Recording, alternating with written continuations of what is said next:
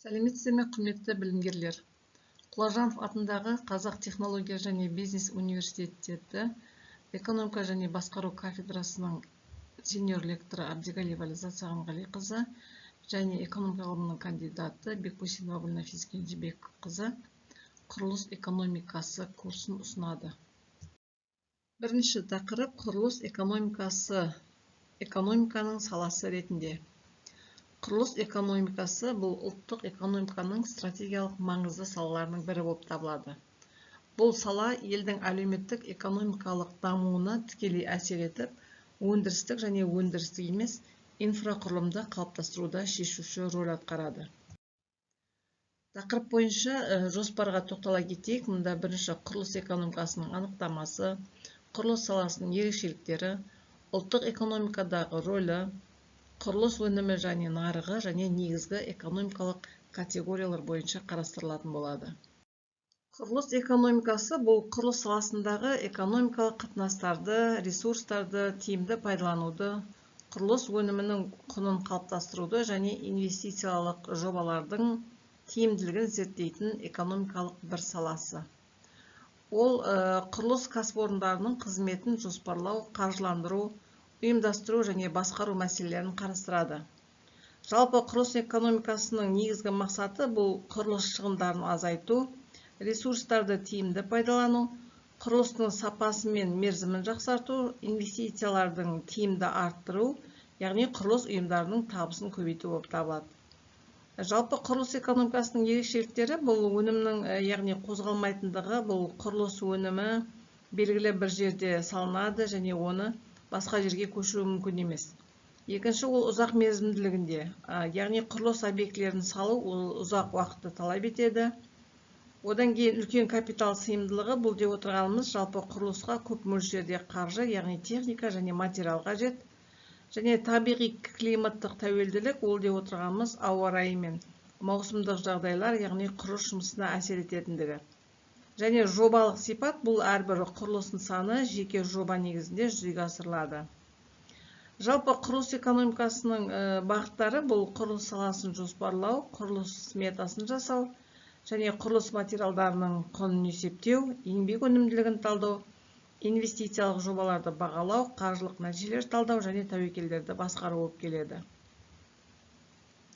Зерттеу пәні бұл құрылыс өндірісіндегі экономикалық заңдылықтар және шаруашылық мерзімдер және ресурстарды оңтайландыру тәсілдері. Жалпы зерттеу объектісі бұл құрылыс саласы, жалпы ғимараттар мен инфрақұрылым объектілерін жобалау, салу және пайдалануға беру процесі болып табылады. Енді құрылыс экономикасының негізгі міндеттері қандай? Ол әрине зерттеу, бұл деп отырғанымыз құрылыс өндірісінің экономикалық заңдылықтарын, яғни шығындар құрылымын және баға белгілеу принциптерін зерттеу болады.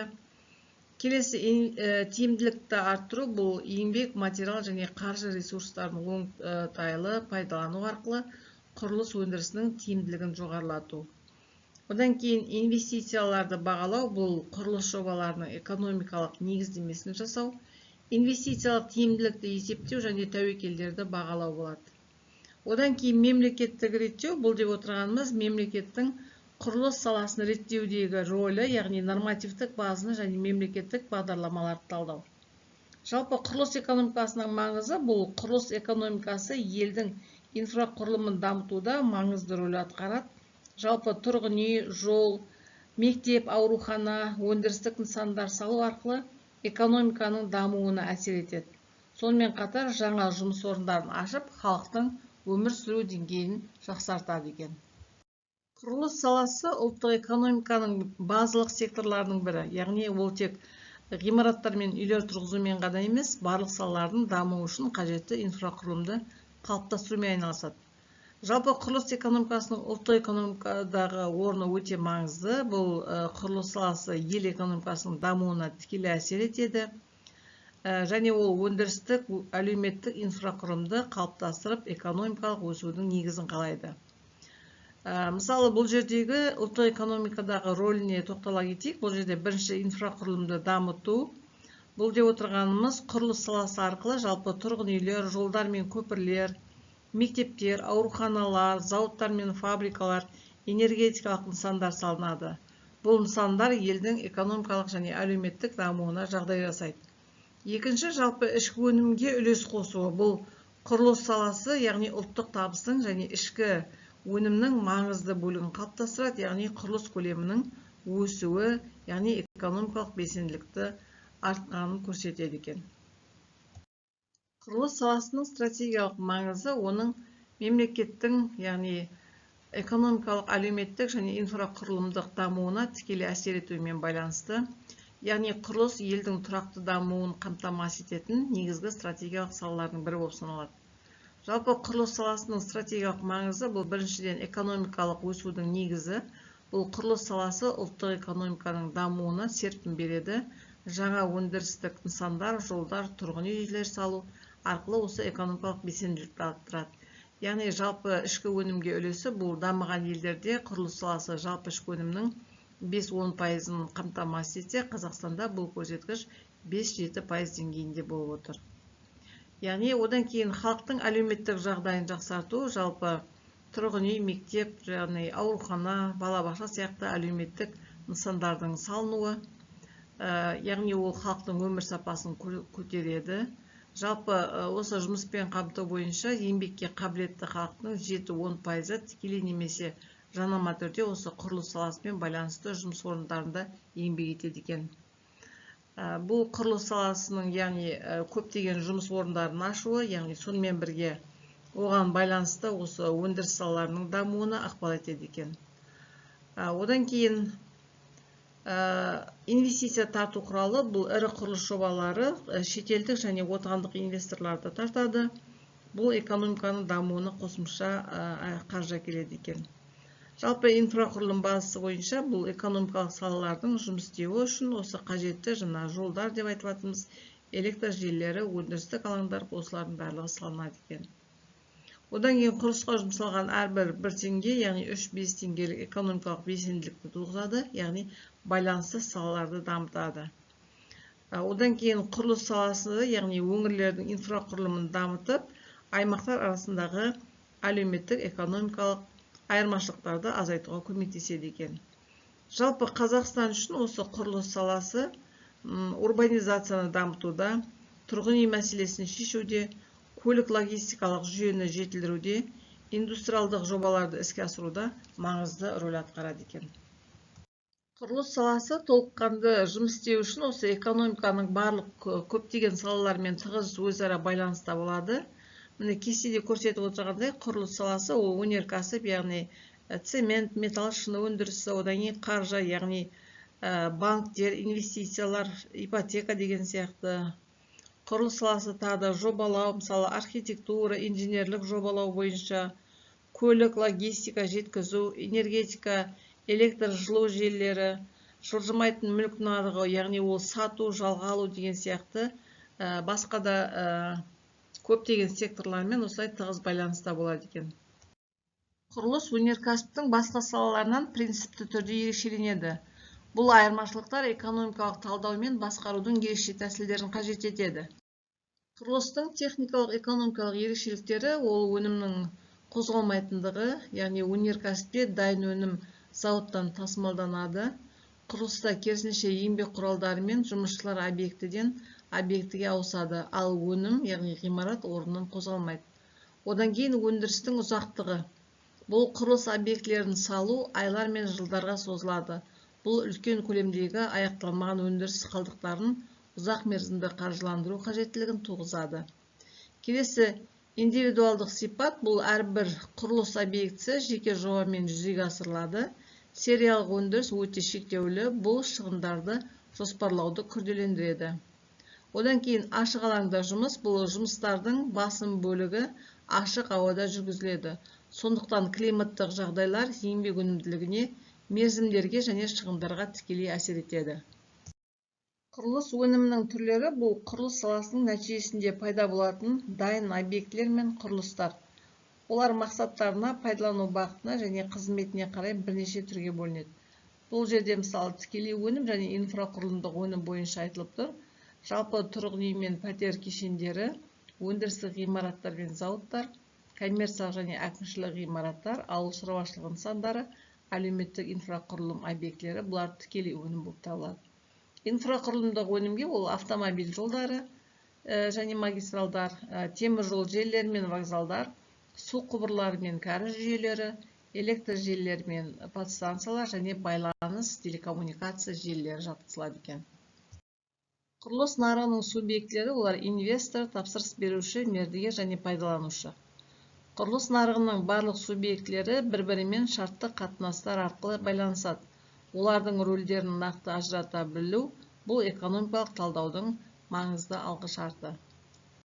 Инвестор бұл жобаны қаржыландыратын тарап, яғни мемлекет, жеке компания немесе жеке тұлға болуы қажет. Негізгі мақсаты салынған қаражаттан пайда алу. Келесі тапсырыс беруші.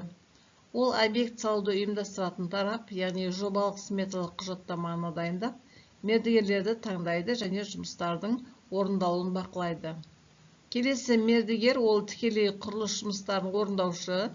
Басты мердігер жалпы жауапкершілікті өз мойнына алып, жеке жұмыстарды субмердігерлерге тапсыруы мүмкін. Құрылыс экономикасында бірқатар арнайы экономикалық категориялар қолданылады. Олардың мәнін жақсы түсіну үшін саланы кәсіби деңгейде талдаудың негізі болып табылады. Бұл құрылыс өнімдері жалпы экономиканың барлық салаларының дамуына қажетті материалдық негізді қалыптастырады, яғни олар өндірістің, инфрақұрылымның және халықтың әлеуметтік жағдайына дамуына тікелей әсер етеді. Бұл негізгі категорияларға қажеттілік, ресурстар, өндіріс, тауар, қызмет, құн, баға, сұраныс, ұсыныс, пайда, өзіндік құн, еңбек өнімділігі, рентабельділік, инфляция, инвестиция, осылар жатқызылады. Жалпы экономикалық категорияның маңызы бұл экономикалық процестерді түсіндіреді, нарықтық қатынастарды зерттеуге көмектеседі және кәсіпорын қызметін талдауға мүмкіндік береді, экономикалық шешімді қабылдауға негіз болады. Бұл экономика ғылымының негізгі іргетасы деп айтуымызға болады. Олар өндіріс, айырбас, тұтыну және бөлу процестерін түсінуге көмектесіп, экономиканың тиімді дамуын қамтамасыз етеді екен. Келесі құрылыстағы шығындар және баға белгілеу. Бұлар мысалы тікелей шығындар, материалдар, жұмысшылардың еңбек ақысы және машина механизмдерді пайдалану шығындары. Бұл сметаның негізгі бөлімдері екен. Келесі үстеме шығындар, ол басқару шығындары, әкімшілік шаруашылық шығындар, өрт қауіпсіздігі және еңбекті қорғау шығындары жатады. Одан кейін жоспарлы жинақ, бұл мердігерлердің нормативтік пайдасы, яғни еңбек шығындарының белгілі бір пайызы ретінде анықталады екен. Сметалық құн, барлық шығындардың жиынтығы, яғни объектіні салуға кететін жалпы шығынның мемлекеттік нормативтер бойынша есеп екен. Инвестициялық жобаның тиімділігін бағалау, бұл жобаны жүзеге асырудың экономикалық тұрғыда пайдалы немесе тиімсіз екенін анықтау процесі. Бұл бағалау арқылы салынған инвестицияның қаншалықты табыс әкелетіні және шығындардың қанша уақытта өтелетіні есептелінеді. Инвестициялық жобаны бағалаудың мақсаты бұл жобаның табыстылығын анықтау, қаржылық тәуекелдерді азайту, инвестицияның қайтарым мерзімін есептеу, ең тиімді жобаны таңдау және инвесторларға шешім қабылдауға көмектесу болып табылады екен. Енді бағалаудың негізгі көрсеткіштеріне тоқталайық. Ол бірінші таза ағымдық құн. Бұл жобадан түсетін болашақ табыстар мен шығындардың қазіргі құнын салыстыру көрсеткіші. Одан кейін екінші табыстылық, ішкі табыстылық нормасы, ол инвестицияның табыстылық деңгейін көрсету. Одан кейін өтелу мерзімі үшінші, инвестицияның қай уақыт ішінде қайтарылатынын көрсетеді. Одан кейін пайдалылық, яғни рентабельділік индексі, ол деп отырғанымыз инвестиция тиімділігінің салыстырмалы көрсеткіші болып табылады екен. Жалпы бағалау кезеңдері жобаның мақсатын анықтау, шығындар мен табыстарды есептеу, ақша ағымдарын болжау, дисконт мөлшерлемесін таңдау, тиімділік көрсеткіштерін есептеу және қорытынды шешім қабылдау болып табылады екен.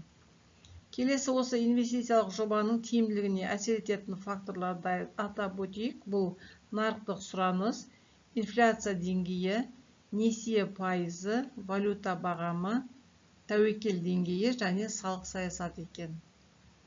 Құрылыс саласындағы маңызы, енді құрылыс жобаларында инвестициялық тиімділікті бағалау өте маңызды, себебі құрылыс ұзақ мерзімді, яғни шығын көлемі жоғары, тәуекел деңгейі үлкен, капитал салымы көп салымды, яғни көп қажет етеді екен.